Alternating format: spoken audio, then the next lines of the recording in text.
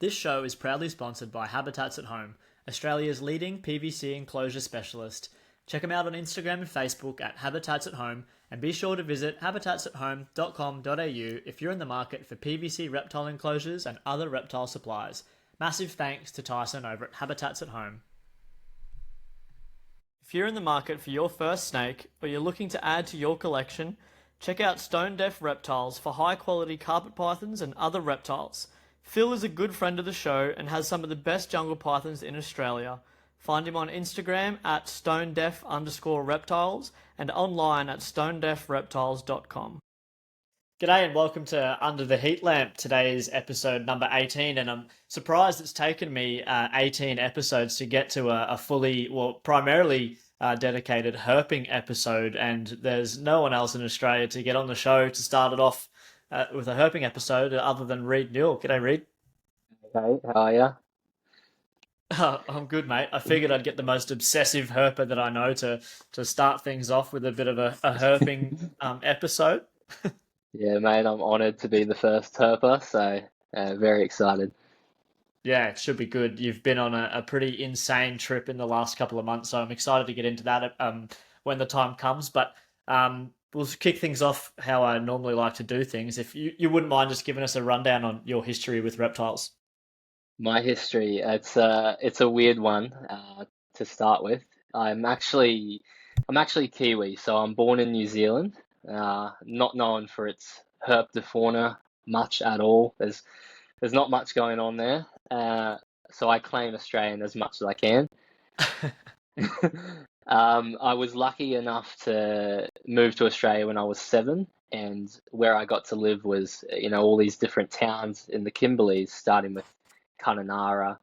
And we then moved on to Broome, Derby. So I was surrounded by sort of reptiles, every day. I have these memories of swimming with freshwater crocodiles and watching mulgars and greater black whip snakes sort of cruise through the school.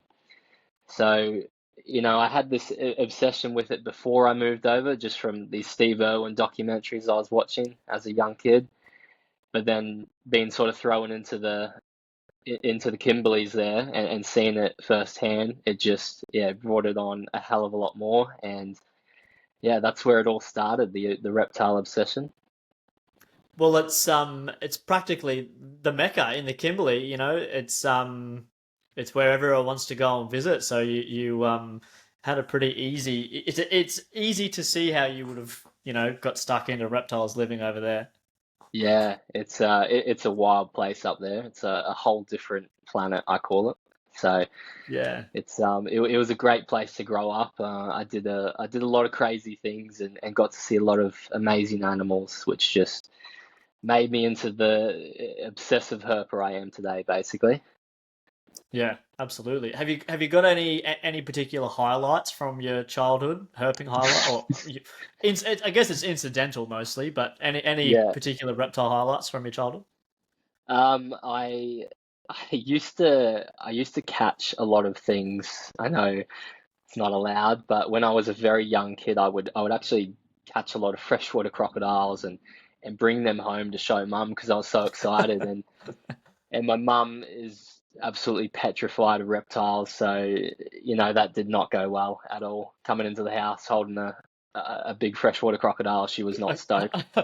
Not even a small, it's a big. No, no, I wanted to catch the biggest thing there, and yeah, it never went well.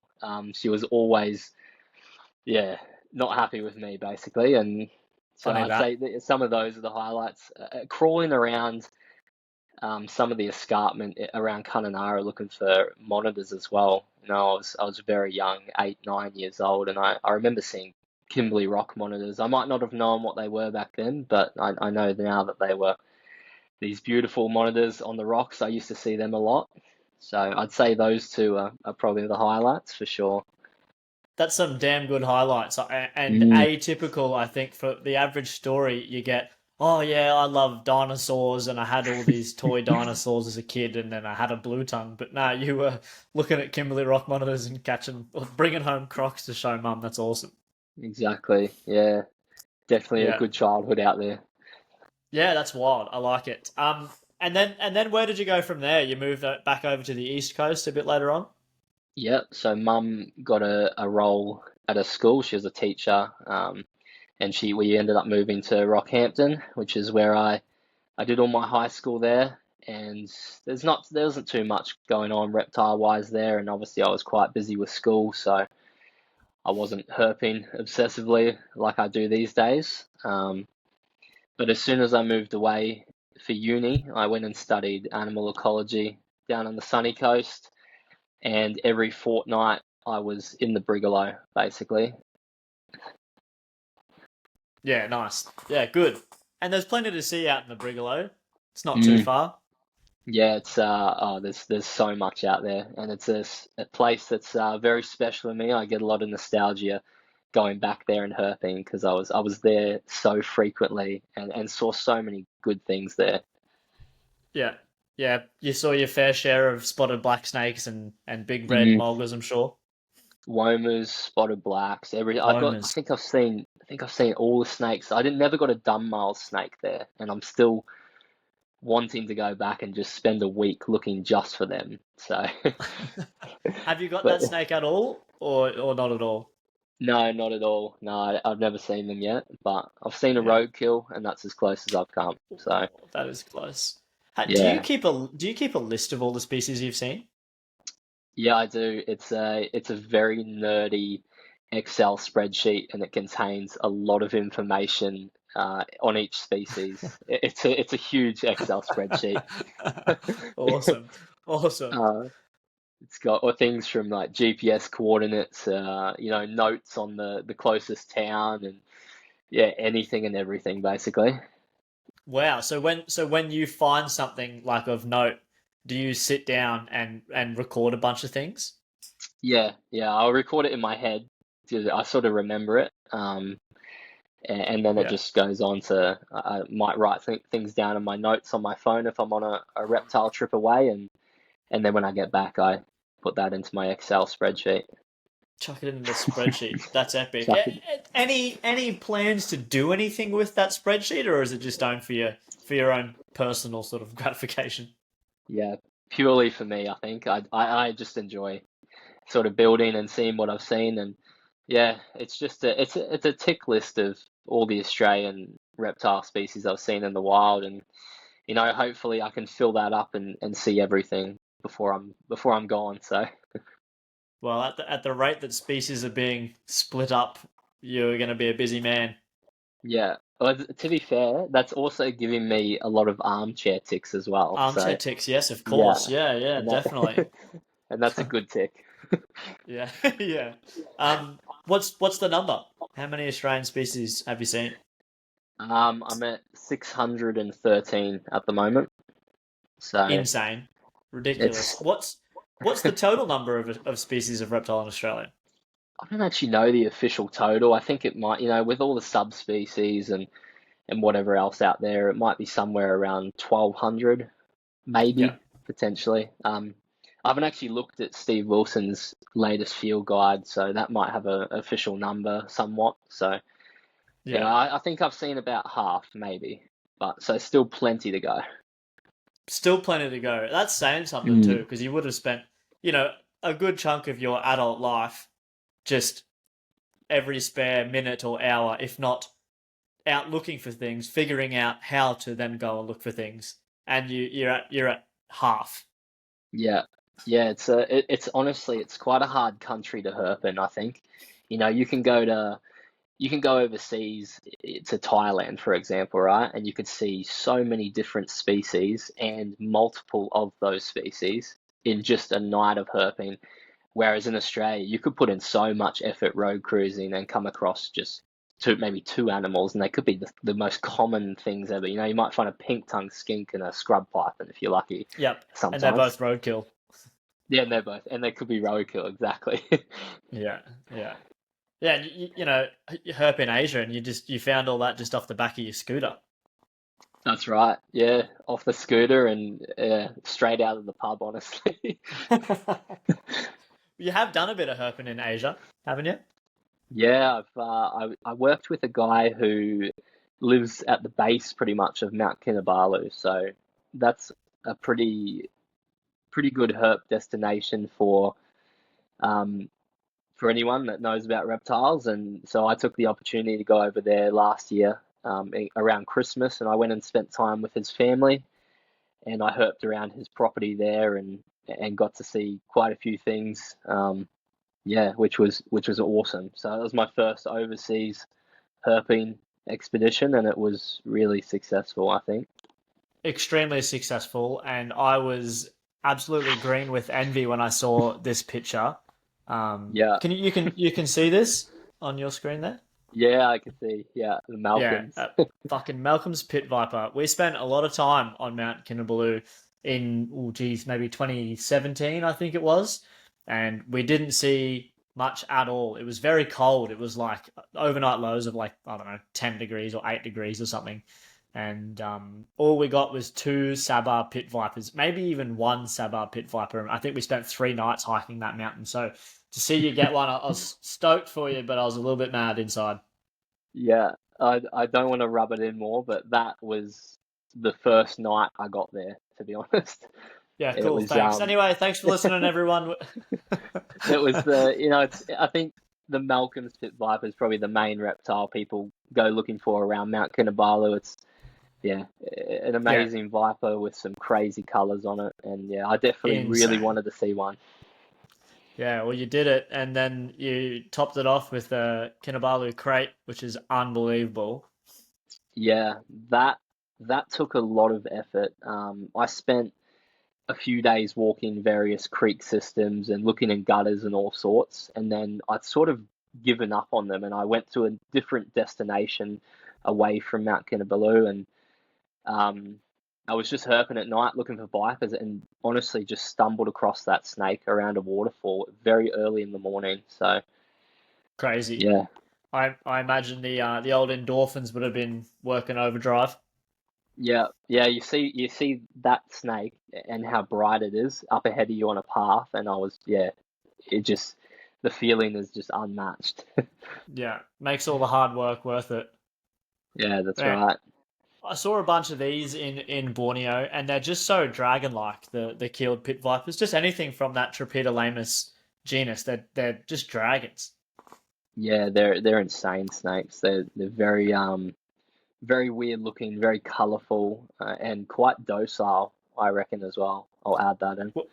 Well, I just read, the first line of this says a large and powerful female Bornean keeled pit viper. I had an experience with one of them that was powerful indeed. She was very, very unimpressed, and she let us know about it.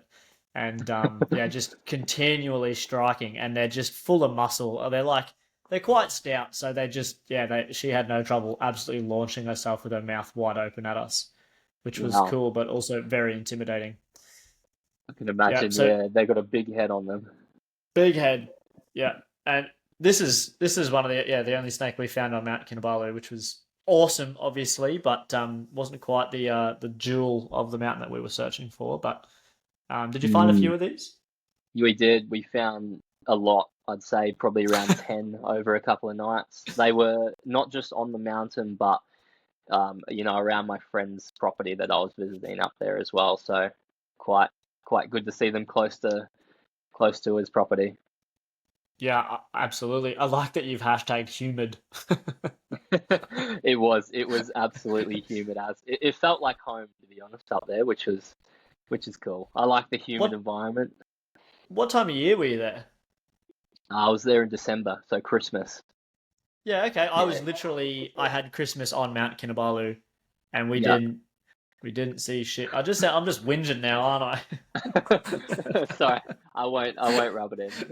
Rubbed it. No, I want to Yeah, hear about it. It's awesome. And then did you do Thailand as well on that trip? yeah, I did. We went and did the full moon party in Thailand, so I fit in a bit of herping, but the Thailand section was more for was more for my housemate and I to go and adventure and party a bit.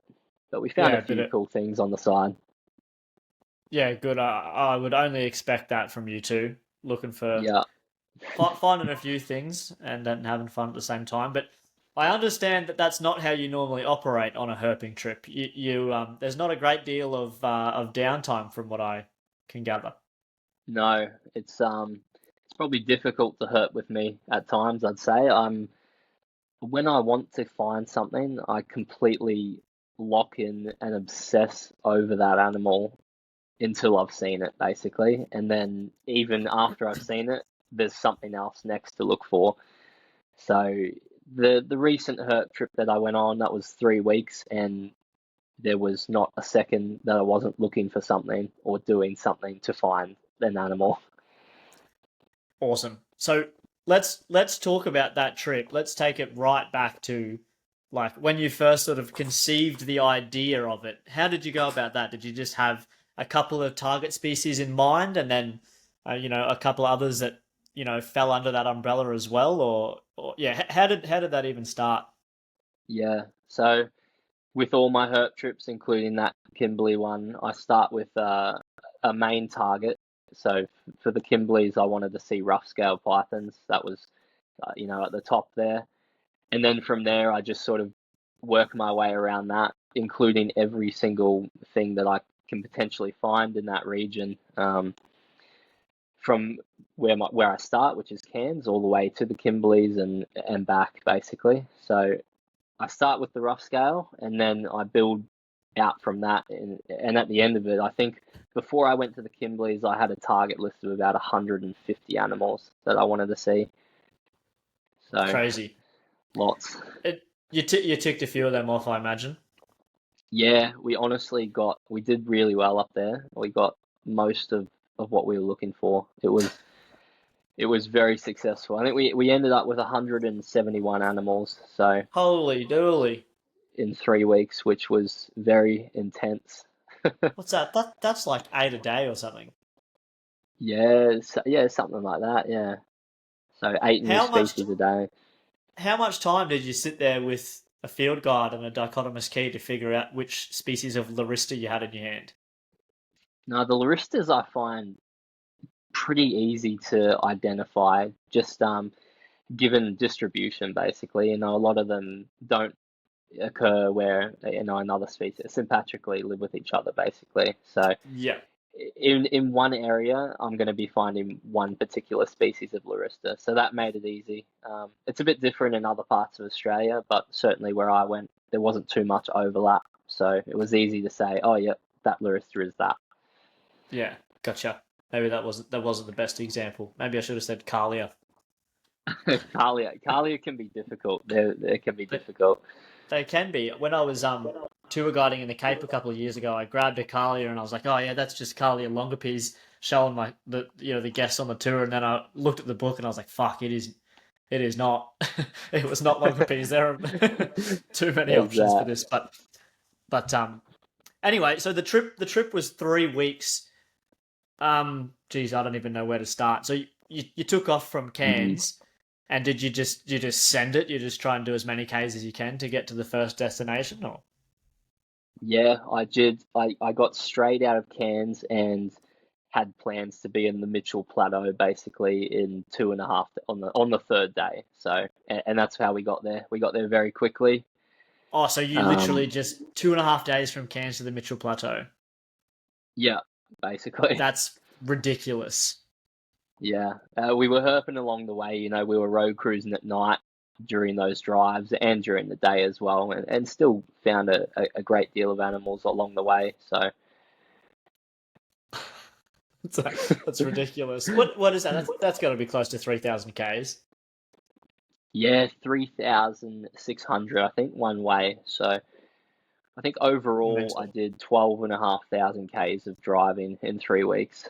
So lots.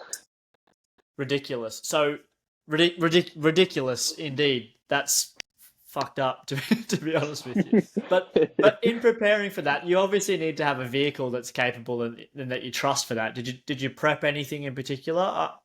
You've got a Toyota a Prado, I think. Yeah, yeah, I love Prados. I've always wanted one and got one about a year ago. I live by Prados.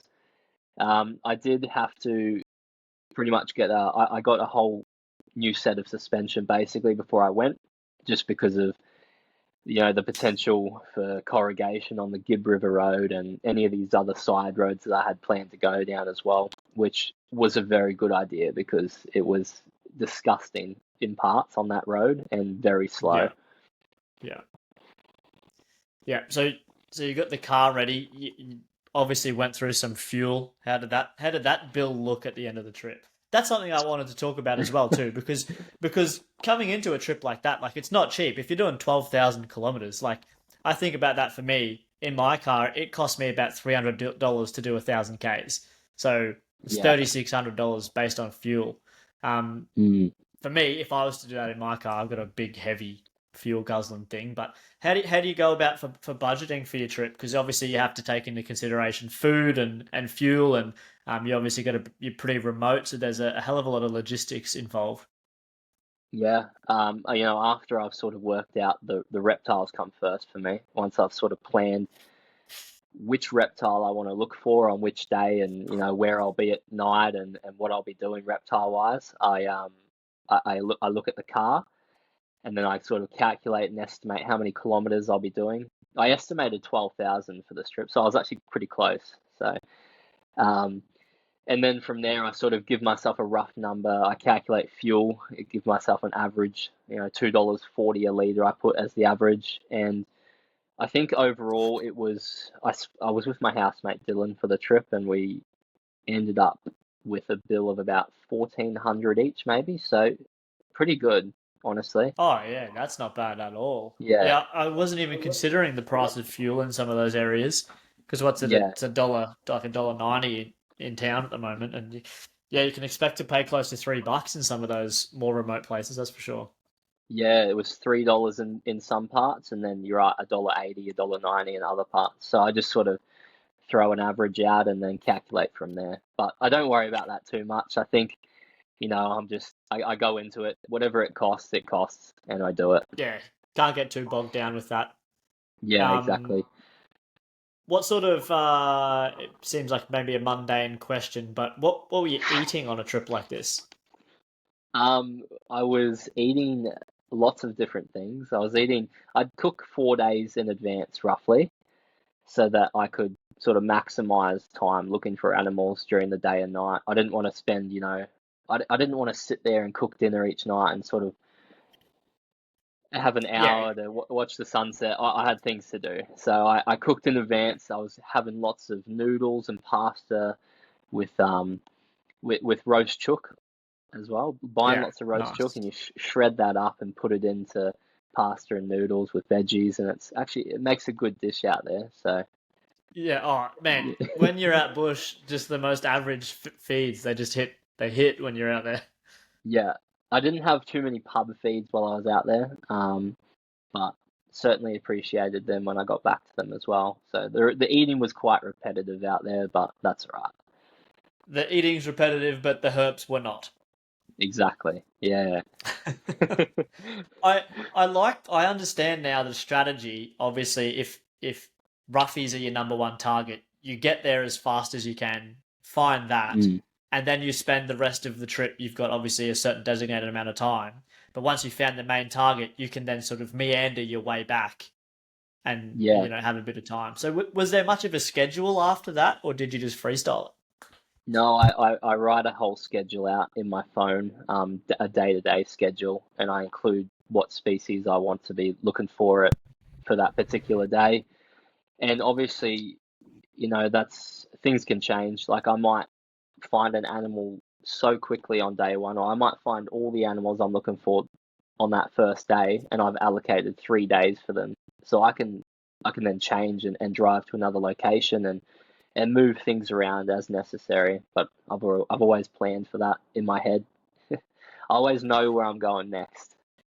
Very meticulous, and you kind of Yeah. have to be like you can't just do a 3 week trip across the top of Australia and find 170 something species without having a meticulous sort of game plan. And you kind of have like a set of parameters going into it. Like that you're not going to live lavishly and swim in every creek and set up these beautiful campsites. I imagine most of it you were rolling out a swag at 4 o'clock in the morning, getting 2 hours sleep, getting up and road cruising as the sun comes up.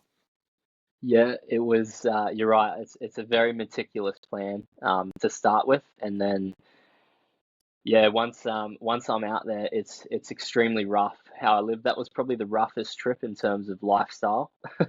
It was lots of all-nighters and then herping into the morning until it got too hot, giving myself a few hours to sleep in the car before then going again in the afternoon. There was back-to-back all-nighters all through there and all sorts. So I actually ended up sleeping in the car for most of the trip there. I was so exhausted at times, I just put the seat back. I couldn't even be bothered to get in a swag or anything like that. Mate, I can assure you that you and I are not the same. No, yeah, I've talked to a lot of herpers and they love the comfort of a swag or a tent or something. But when I'm out there, The comfort there's of just a swag.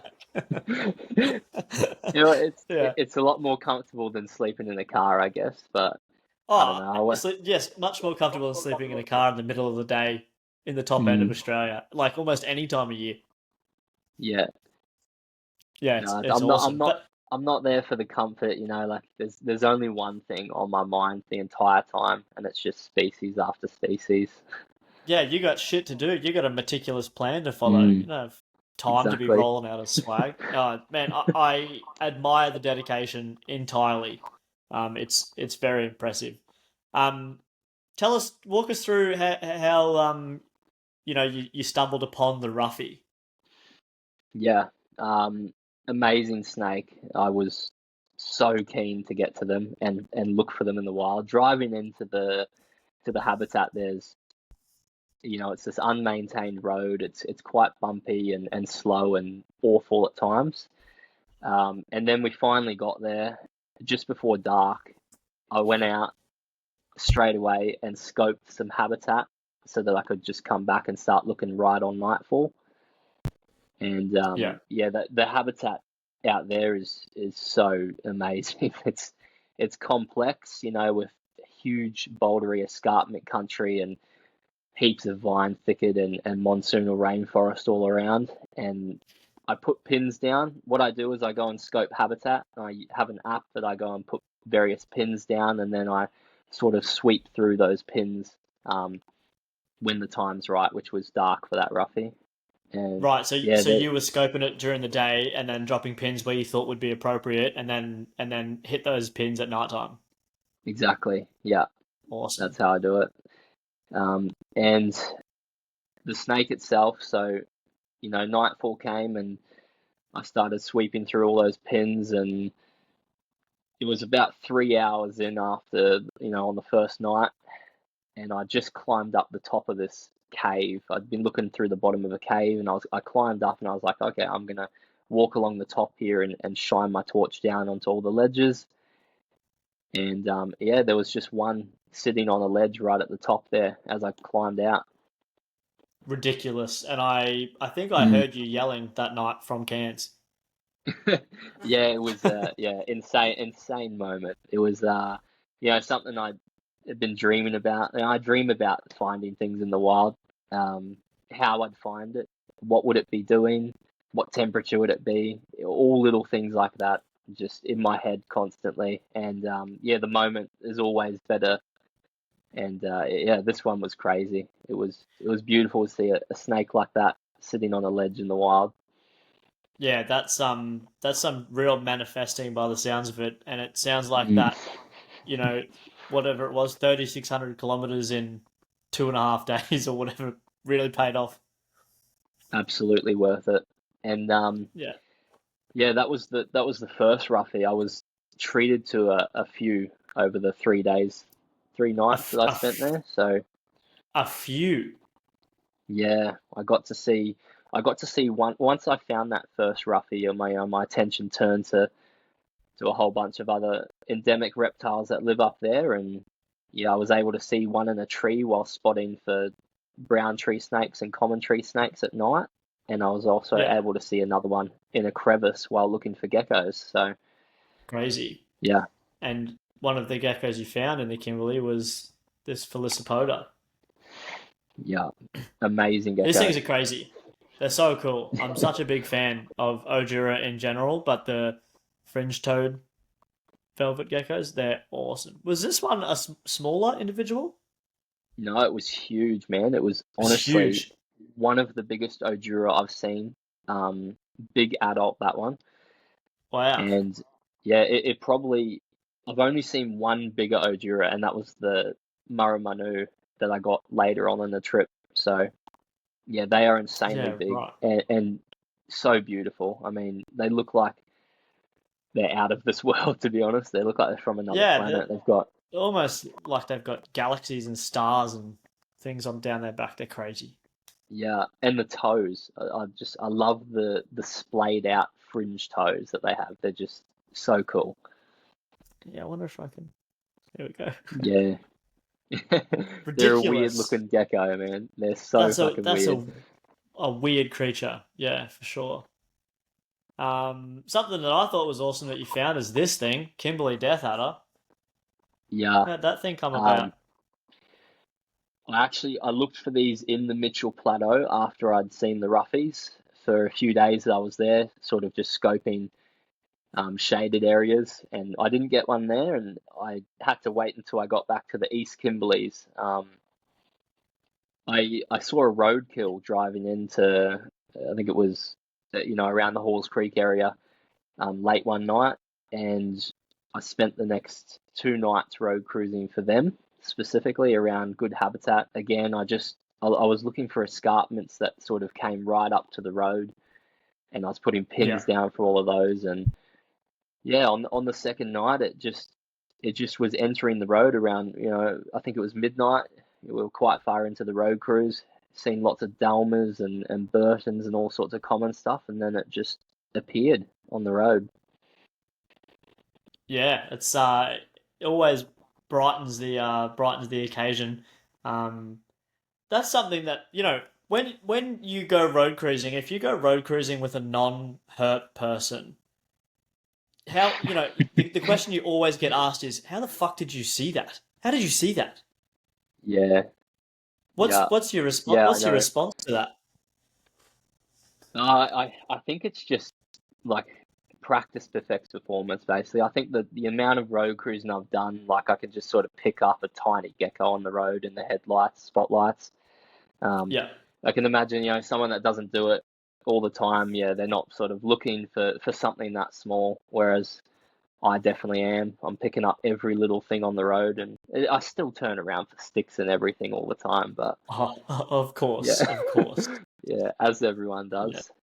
Uh, Yeah, or very rarely you turn around and it's literally a plastic snake, like someone's put a rubber snake on the road.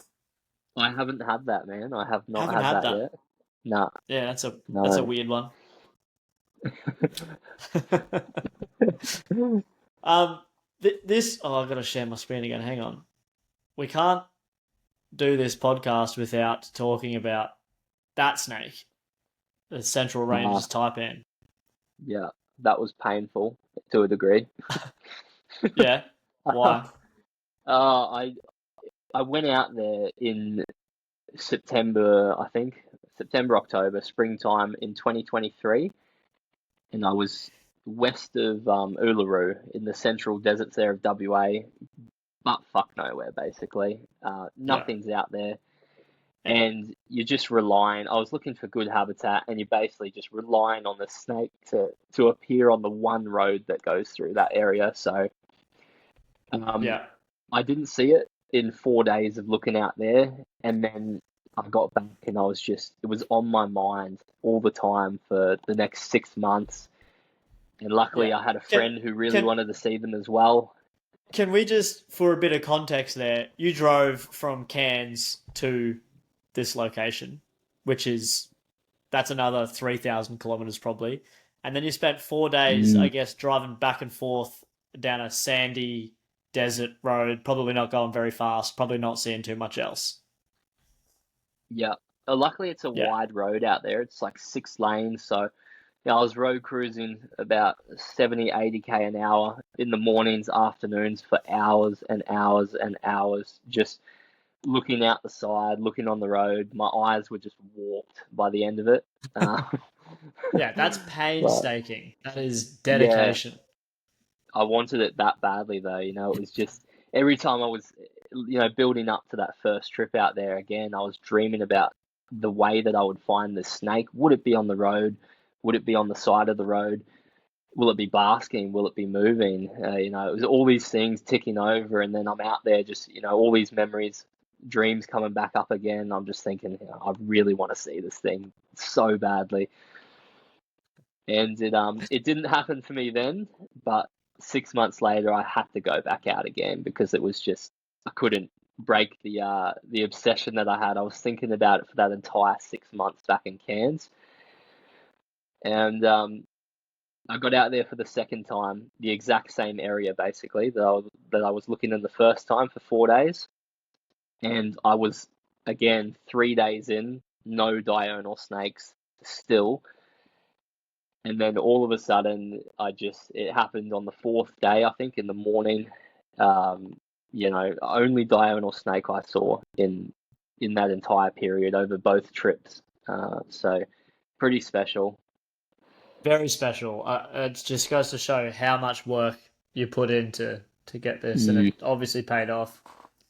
Yeah, you're relying on a lot of, a bit of luck. You can put yourself in good looking habitat and road cruise for hours and hours, but yeah, at times you do need a bit of luck, and luckily it happened. And the moment it happened, it was, yeah, insane. I was screaming and swearing and all sorts, looking at the snake as soon as I got out of the car.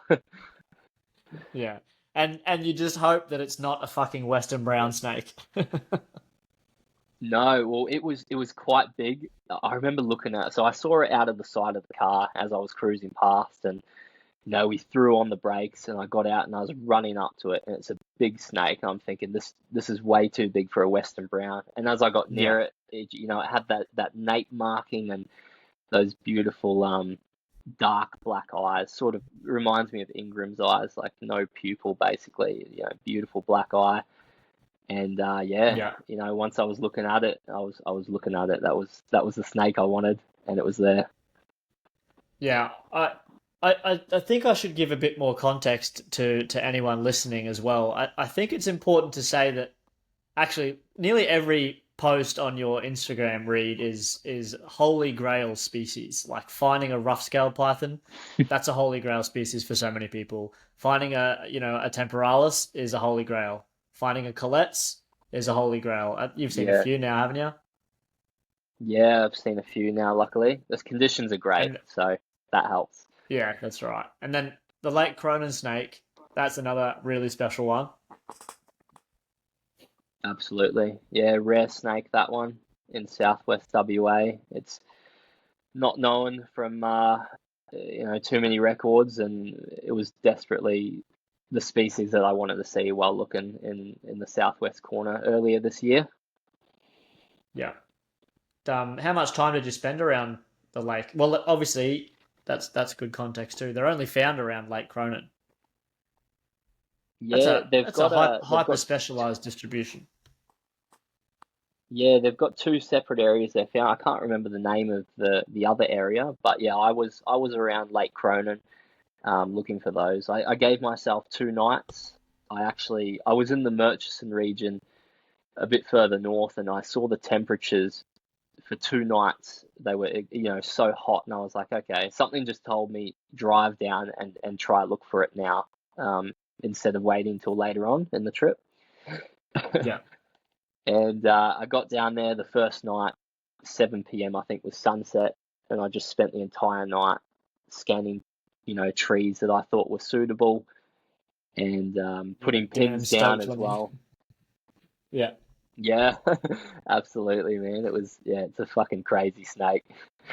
Crazy snake. And hey, do they? I honestly don't know a great deal about them. Do they kind of occupy the same sort of ecological niche as like a pale-headed snake? They live in like the decorticating bark and eat geckos. Yeah, I've heard that most people have found them on the ground. So, although they have the ability to climb and are exceptional at climbing, from what I've heard from other people that have seen them, they've seen them on the ground, and that is how I saw mine. I actually found it at the base of a tree, and it sort of makes sense because most of the trees out there the base was littered with all various species of geckos, and I can Right. imagine setting up an ambush at the base of a tree out there gives you a great opportunity to find a gecko. So, and that was in Yeah, and situ there, that video. yeah, that's skits ridiculous. You could Yeah, walk right past something like that. It's it blends in pretty well, like all those sticks and whatnot. You can imagine it'd be pretty easy to walk past. yeah, and the ground cover there's so thick as well. I mean, it could easily just be under a lot of debris out there. The snake itself Yeah. that we saw there was only 20 centimeters, maybe slightly longer. It was a small snake, so could have Wow. easily Okay. missed it. Yeah. Yeah. Um. Ridiculous, Reed. Crazy. Um. What other questions did I have for you? What's your Have you got like a single highlight overall that really stands out for you? Uh, I've got, I can't single one out. I've got a lot. I think I love to go after really difficult species. Generally, I find them extremely interesting. Some of these species like rough-scaled pythons and central ranges taipans and lake Cronus snakes, they're like some of my favorite snakes. They're just also extremely difficult to find in the wild. So yeah, I'd say all of those species that we just touched on there, they've all got their own special place in my heart. Yeah. Like I Yeah. can't I There's can't some. single I can't single out one as a highlight. They're all just they're so good. Yeah. They're all real standouts. That's for sure.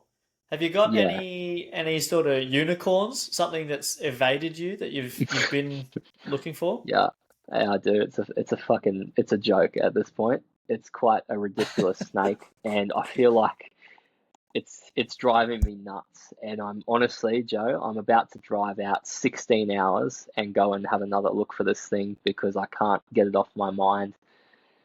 It's a ringed brown snake, so Pseudonea modesta. Really? They've dodged you. Yeah, yeah, they have. Hmm. Whenever someone asks me about a unicorn species, I could say a hard species, but I think a unicorn species, to be a true unicorn, it's got to be something that's common that you haven't seen. You can't say like, oh yeah, Central Ranges Taipan is my unicorn, because it's probably everyone's unicorn. It's a difficult find, but a Yeah, ringed I brown snake, concur like entirely. Yeah, you should have I, seen I them. just You should have seen them. yeah, exactly. I look at and I'm out there on trips. I remember I was in the Kimberleys and someone posted a ring of brown snake. I see them all the time, like people posting them, and it just like I'm wondering what in the fuck am I doing wrong? Yeah, yeah, mate. I'm sure a Modesta will come along for you soon enough. Yeah, for context, I've spent multiple sessions in Central Australia around Uluru and the West Macs, Western Queensland so many times. They occur all through there as well, and it just hasn't happened for me. So yeah, it will, and the moment it does, it will be a big relief, and I'll be staring and admiring that snake for a long time. Yeah, yeah. Well, hey, there's nothing stopping you. I mean, conditions are only getting better now to find a ring brand. You could jump in the Prado and sneak Mm, off next weekend, mate. exactly. I'm getting it serviced. I haven't had it serviced since I got back from the trip, and as soon as that's done, I'm going back out. I'm going to Western Queensland, and I'm giving it a week, and I'm just gonna hone in on this snake. Yeah, Matt. Yeah, that's awesome. So, Have you got any trips in the works? Obviously, that's kind of like a side quest, but have you got any more, mm, or are you taking a break from the planning? no, never, never, never do I have a break. I'm doing the exact same sort of time frame of a trip for the Pilbara next year. So the Kimberleys was this year. That was 3 weeks in the Kimberleys and the top end. Next year, I want to do the Pilbara and then focus a bit on the west coastline as well, around Cape Range and Exmouth, Shark Bay, all these places I haven't been to before, and really give it a good crack in there as well. There's so much diversity in there. So Yeah. Any target species in particular?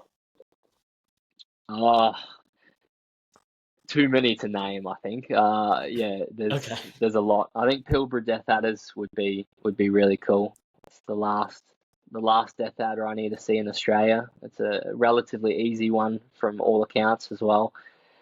Yeah. And there's, for me, I'm not just interested in sort of snakes or monitors like I used to be. I'm fascinated by laristas and skinks and everything. Blind snakes even these days get me excited.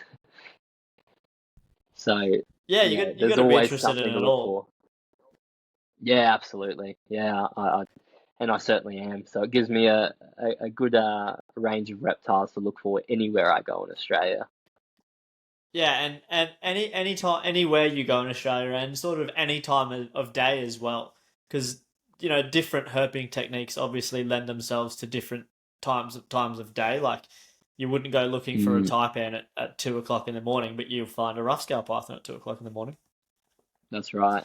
So Yeah, there's I you know picked there's two very enigmatic species there. Obviously, you can rake full of ristas whenever whenever you want to, but yeah. No, I do like the fact that, some animals are diurnals only and some are strictly nocturnal as well. It splits it up for me. But I rake, I road cruise, I actively search on foot for species throughout the day, throughout the night, depending on what their requirements are. do you have a preferred style of herping out of those ones you just mentioned? So I used to really enjoy road cruising, and that was before I was into Laristas and skinks and all sorts. I much prefer active searching these days, just because when I road cruise, I just don't stop until I get the animal, and that can drive me nuts at times. So Yeah. I do love raking for reptiles because you can find such a, a diverse range while you're raking. It's not just Laristas that you're finding. I've raked snakes and all sorts. I've raked monitors, dragons as well. I raked a few dragons on the trip I was on recently. So you find some wild stuff raking. I really have an appreciation for it. So I'd say that's up there. But I think my number one method of herping is eye shining. I love eye shining geckos. I get such a thrill out of it. Yeah, and that's man. I will be the first to admit I'm not very good at eye shining. Um, it's Yeah. definitely a technique that requires a bit of skill. Have you got any like what's if you were to teach someone how to eye shine? What how would you go about it? What would you say? Yeah, it definitely. I wasn't good at it, 4 years ago, I'd say, and then I just moved my head torch base. It was the position of my head torch, so I moved my head torch right between my eyes here. That's where I like Yeah, to keep mine, and I use a high beam or a dim beam. It doesn't matter. I probably prefer using a really high beam and nice and like narrow, really powerful and light. yeah, really powerful light, basically. I Yeah, find that to be, yeah, much more effective. But dim light works as well. And it's I keep it on a narrow beam. You don't want a wide one. And it's as easy as that, basically. I practiced with, leaf tail geckos when I was living on the Sunshine Coast. They're quite easy with large eyes. They come back really, really reflective. yeah, Um, and knobtails as well, another good one to start with. And then the more I was doing that, the more it helped me get these smaller geckos, like, small phasmids in the spinifex and all sorts. yeah. Absolutely. So we have to I've go I out together. well, yes, that that sounds Yeah. good. I could do with some more tips. I was gonna say I've got a secret weapon though, and his name's Scott McCaw. I just go if Oh, I'm looking for geckos, I'll just take him. He's a yeah, freak. yeah, Yeah, yeah. It's literally. We went up to Davies, and I was like, "Oh, I haven't seen any geckos here for a little while." And he's like, "Okay, just give me a minute." And he just, nips off. He's got his red light on his torch, and you could just hear him yelling from the distance. Oh, leaf tail! Oh, another leaf tail! Oh, a chameleon gecko! Oh, another leaf tail! Yeah, whatever, dude. we'll teach you. We'll teach you for sure. please, I could do with some assistance. I actually haven't been herping in far too long. Actually, I lie. I went out last week. That was a Mm. half-assed fucking story, wasn't it? But I went out last week because I've never been to Tully Gorge before, and so me and my missus just went for a quick drive down there the night, and I said we'll get a scrubby and a jungle, and we got a scrubby and a jungle, and it was sweet. We did one lap of Tully Gorge Road and just turned around and drove home. It was great. Perfect. Perfect. Yeah, It's it's always good when it works ideal. like that. Yeah, and but road cruising's great, but I think I can definitely see the allure to finding things on foot, like actively searching, or Mm. even just any of the other methodologies for herping. It's just a lot more rewarding. I feel like when you're road Mm. cruising, it's almost a bit too comfortable and it's a bit too easy. Yeah, it's repetitive. Yeah, it's mundane. And it can be very effective. But actually, like, there's nothing beats walking through the bush and laying your eyes on something. It's unreal. Yeah, I mean, road cruising is, I guess, necessary at times. Like you said, it's quite an easy method. If you pick a good road and some good habitat and you just lap it, then yeah, you might likely see the animal you're after. But finding it on foot, on an active search or anything like that, it's I get a whole lot more satisfaction out of that as well these days. Yeah, understandably so. Um, yeah, I guess I wanted to ask a bit more about like your planning, I guess. Like say you pick a species, for example. How do you found it in a book or whatever? How do you go from then seeing that species in the book to actually finding it? Right, so with every species that I have or I want to see, so at the moment, I'll give you an example. At the moment, my brain is just ticking over a Tenotus called the Capricorn Tenotus. It's a bit of an unknown reptile I guess, for most people, but I've just been I start with looking at all the records. They can be old records as well from 1980. It doesn't matter. I want to know about it. I want to see what information there is about that record. Some people leave helpful pointers like, it was found in this type of sand or this type of rock. So, I note all Yeah. that down in my head. Where are you finding these records? I like to use a variety of sources. I use articles and um, the Atlas Australian. I can't even remember the name of it now. You know that one? Atlas of Living Australia. Yeah. Yeah, yeah, I use that as ALA. well. Yeah. Yeah, ALA, that's it. And yeah, I look at every record I can and sort of gather all this information and look for overlapping bits of information. If five people in 1988 said, I found it under this type of rock, I note that as pretty important. If I go out there and the habitat's, unchanged and there's that rock, then I start I start looking in that habitat. So yeah, it's lots of meticulous planning in my own head. I go from every record I It's can. research. Yeah, yeah, it's obsessive research. It's Yeah, well, you need to know you've got to have a an understanding of, I guess, the natural history of the animal, and then their habits, and then their preferences, and all of those sorts of things.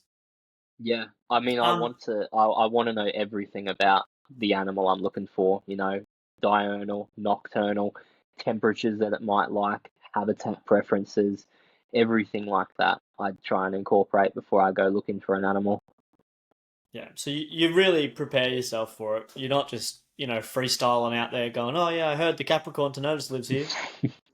No, no, nothing like that. Yeah, I'm going out there with everything in my head ready to go, and all I need to do once I'm out there is then basically find the habitat that I think will work best for that to notice, and then hopefully it happens. Yeah, that's mad. So if you did that recent trip across the top end with 100 plus species in mind, had you done Mm. all this research for those species, and then did you have like dot points for each one when you were going out there, or was that just all upstairs? Yeah, it's weird. Like my brain sort of remembers a lot of things after I've most of the stuff I keep up in my head. I do write some things down in my notes on my phone, or I've also got a book that I sort of handwrite certain things in. But yeah, the planning for those 150 species that started, a year ago, I'd say, and I knew I wanted to go and look for those, and one by one, I gave each species the time and looked at everything I could, and went out there very prepared for everything that I wanted to see. And yeah, I do sort of just remember all that information Man, in my head. Yeah, if you can figure out a way to make money off that, you will be a wealthy man. yeah, yeah.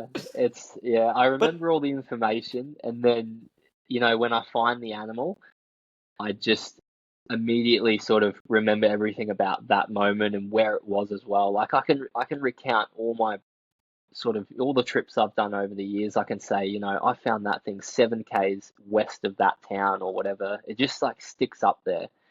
So you've yeah, got it's odd. a real affinity for it. It's awesome. It's a It's yeah, not it's my I head. it's not odd. It's impressive. It's something else. It's very obsessive. I think as the years go on, I've just become more and more obsessed with it, and finding these things in the wild, and getting all the information I can about them, taking a photo, and then yeah, just enjoying the moment basically. My head's a crazy place to be in sometimes. It just is constantly ticking over with these species and weird things about them. Just thinking about reptiles. Yeah. Great. Is there like a number one sort of target species that you'd like to find that's international? Anything overseas? Well, I I appreciate Australia's wildlife a lot more than whatever's overseas. I know there's some amazing vipers and all sorts overseas, but nothing for me beats what we have here in Australia. If I was to Yeah. go, I have two places I'd like to go though, and I find I find black mambas fascinating. I think the mambas are such a cool snake. I love everything about them. So I'd say probably them. South Africa, I'd love to go and herp there, and I'd love to go to Costa Rica and see the golden eyelash vipers as well. So Yeah. Yeah. yeah, Some very good targets indeed. Um, absolutely. Yeah, yeah. one Not to day. mention bushmasters in Costa Rica. Those Oh, things are so cool. So fucking crazy. cool. Did Yeah. you see? You probably saw it. I imagine our algorithms on social media operate pretty similarly. But Mhm. there's footage of that dude who's got all those bushmasters. He keeps them in like a big outdoor jungle aviary thing, and he gets a leaf and he runs it down the back of the bushmaster on its scales. Have you seen that? Oh, I haven't. No. They've Oh, because their scales are so like pointed and raspy. It literally I don't know. It sounds like a like almost like a rattlesnake rattling when he just runs this leaf down its back because of how wow. pointy and raspy it is. It's very cool. They're So very cool stuff. they're quite textured, are they? Extremely, yeah, yeah. Like Yeah. even like way more than a rough scale python. Wow. Yeah. Yeah, Yeah, the yeah. roughies, they've got an amazing texture to them as well.